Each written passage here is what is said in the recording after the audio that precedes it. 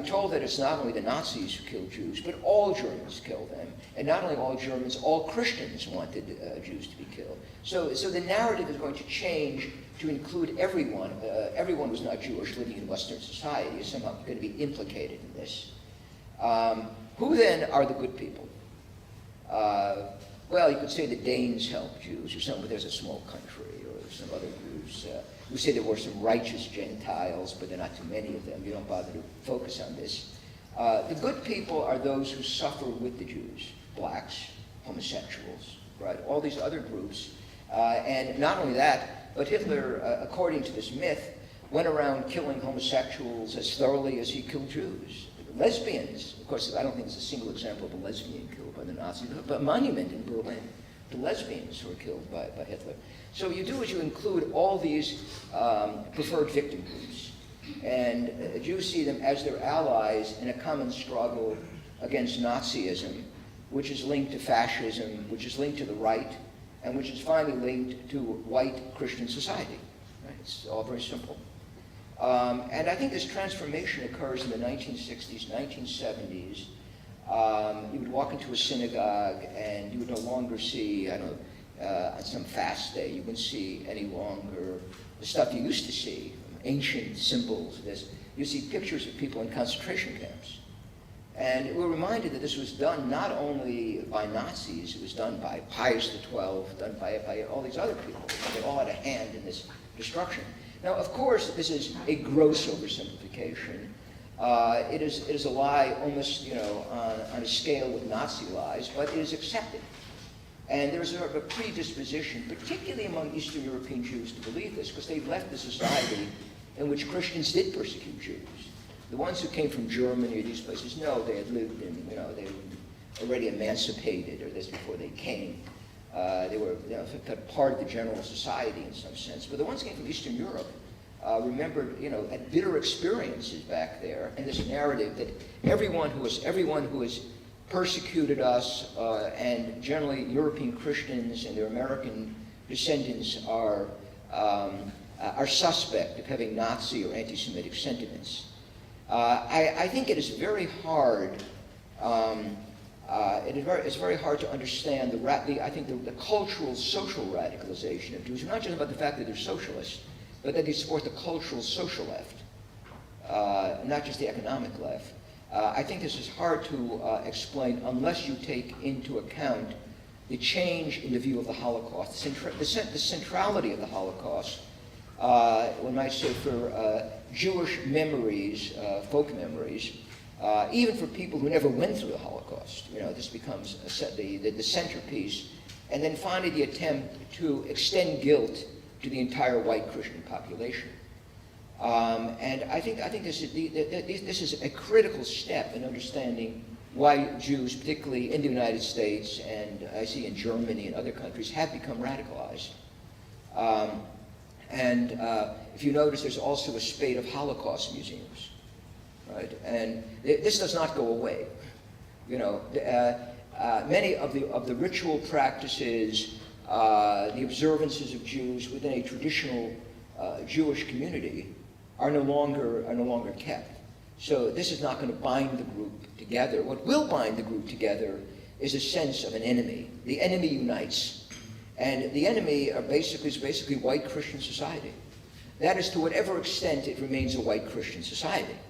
Now, even these people are redeemable, because if you invite in enough of the rest of the world, immigration, then you dilute the poison, right? So you have these people coming in from Asia, or people coming in from Africa, or especially from Latin America, who for some reason are not viewed, by American Jews as Christians. They're just viewed as, Amerindians or people coming from another area.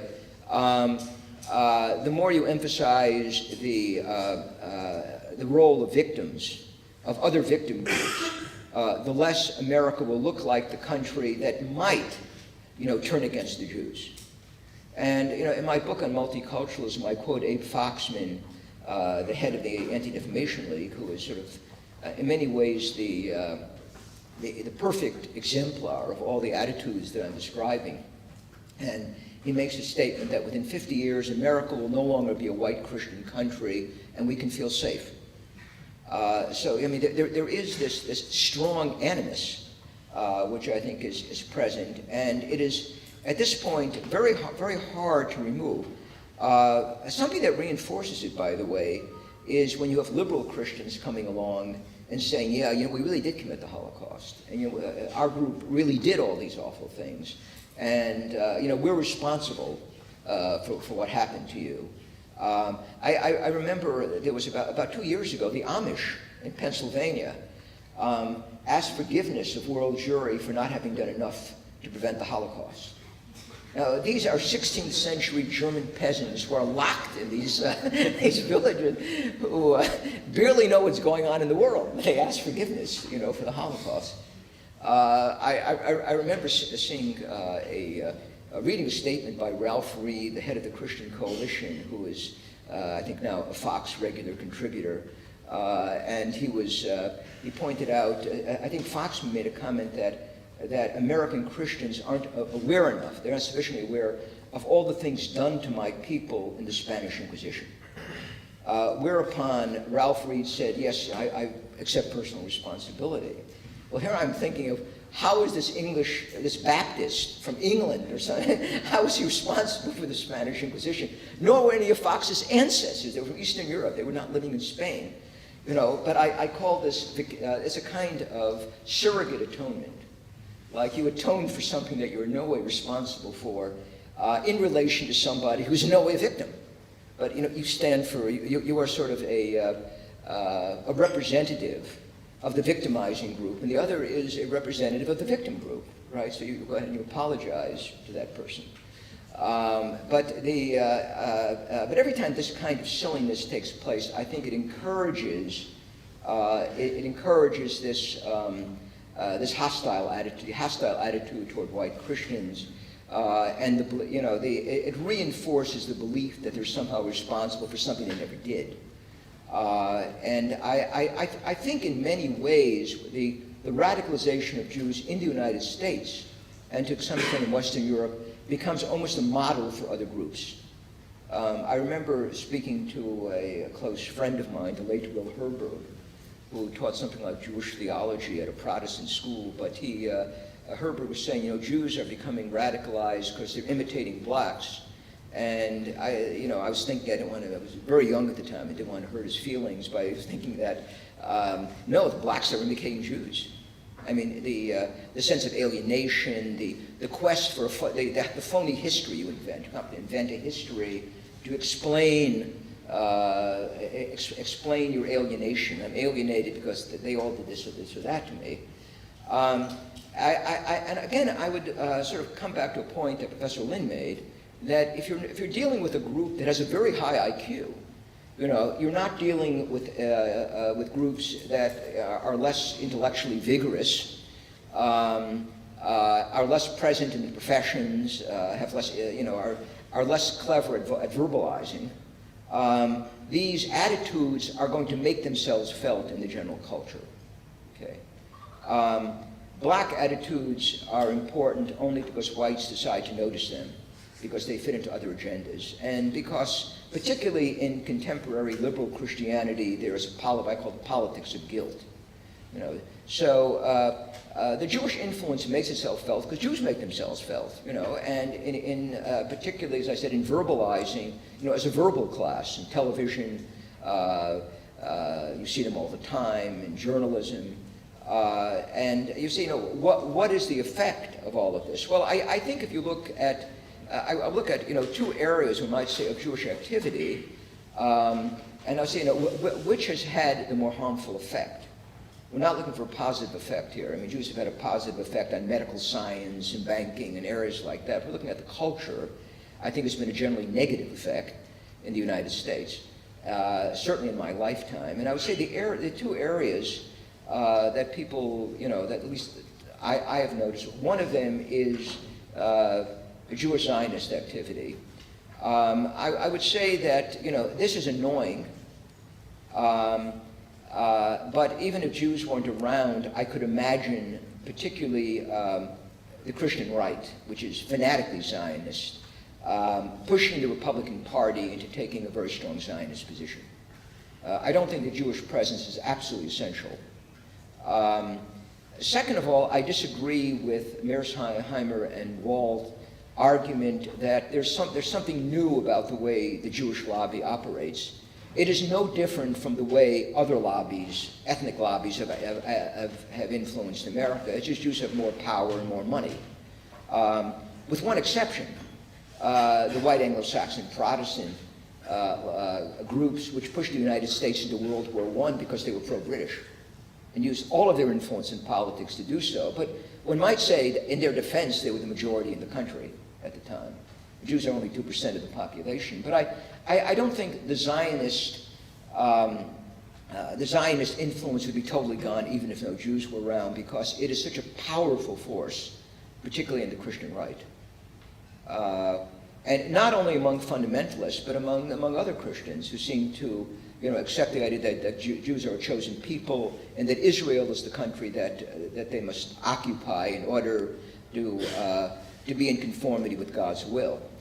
The other area, and I keep coming back to this, and everybody knows this is my idée fixe, and this is the neoconservatives. What they have basically done is destroy an American right-wing opposition. That it is impossible in the United States for anybody on the right to be noticed, unless it's Rand Paul, who's dismissed as a kook, to say, no, I do not favor a global democratic foreign policy.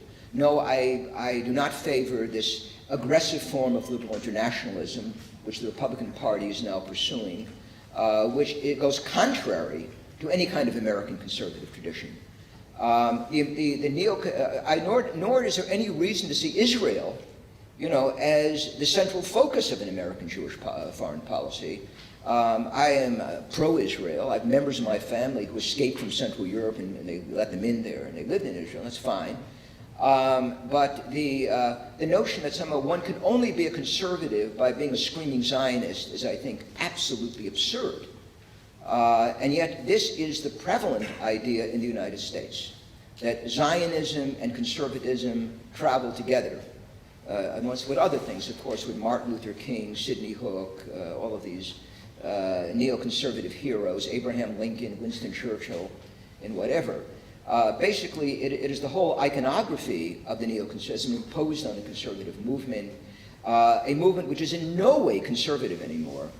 And I think this may be the greatest disservice that American Jews have done to our political system. At one time you could take positions that were different from those of the liberal media, academic left, and so forth, and you could be a conservative. Most of the distance has now been removed or obliterated, and on social questions, many ideological questions, the left and the so-called the authorized right are exactly the same. With only, if there are differences, they are insignificant differences, and this, I think, has to do very much with part of, when I say politically motivated Jews with money, means moving into the so-called Republican conservative camp and taking it over and turning it in a very, very dangerous direction, in my opinion. One of the worst effects is it has eliminated dissent. You no longer, conservatives no longer sound very different from liberals, except on foreign policy. And on foreign policy, they sound like crazed liberals.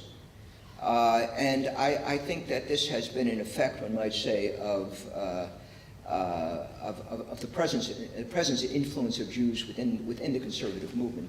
Now, I do make exceptions. I mean, obviously, Murray Rothbard, who was an outsider, would not fit into this category. And if you give me a few minutes, I can think of at least a dozen other people. Certainly within the early conservative movement, there were Jews like Frank Meyer and others who were bona fide conservatives. But what has happened is that the Jewish influence today in the conservative movement is entirely, almost entirely, again, there are a few exceptions that come to mind. They're entirely neoconservative influence, and I think this has had a very dangerous effect on political debate in the United States, what you're allowed to say and what you're not allowed to say. And you know, finally, to me it is annoying to turn on a television on what is supposed to be a conservative Republican channel and hear nothing but the political position, not only of the Likud party, but of even the kooky parties to the right of the Likud party in Israel, and to be told that this is essential conservatism. A point that I've made is that being for or against Israel in the conservative movement is like liking chocolate or vanilla ice cream. It's fine, it's your personal taste.